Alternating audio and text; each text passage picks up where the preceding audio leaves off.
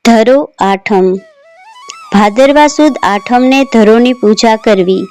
આખો દિવસ ટાઢું ખાવું અને પ્રાર્થના કરવી કે ધરોની પેઠે અમારા કુળનો વંશ વધજો. સાસુ ને વહુ હતા. ભાદરવો મહિનો આવ્યો. ધરો આઠમનો દાડો આવ્યો. સાસુ કહે, વહુ વગડે ઘાસ લેવા જાઓ.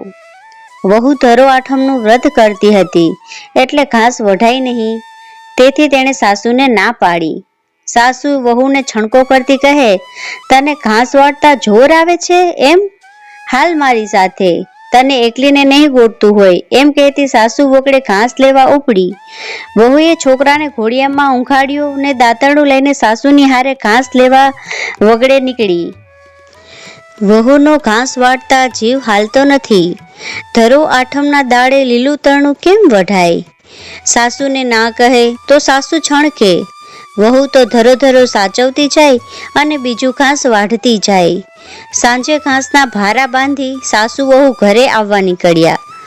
ગામના ઝાંપે આવ્યા અને જાણવા મળ્યું કે તેમના ઘરે આગ લાગી છે. સાસુ તો બે બાકડી બની ગઈ. એણે તો ભારું નાખી દીધો ને ઘર ભણે દોટ મેલી. ઘરમાં વહુનો છોકરો હતો. વહુ તો ધરોમાનું ધ્યાન ધરતી પાછળ દોડી.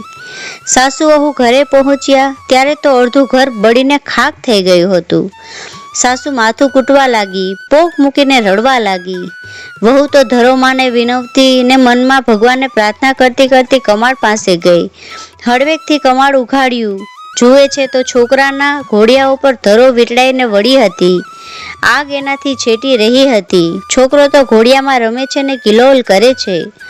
વહુને ધરો આઠમનું ફળ મળ્યું. એના આનંદનો પાર રહ્યો નહીં. સાસુ પણ રડવાનું છોડી છોકરાને લઈને રમાડવા લાગી. ધરો આઠમનો આવો મહિમા છે. ધરો આઠમનું વ્રત જેવું વહુને ફળ્યું એવું સૌને ફળજો.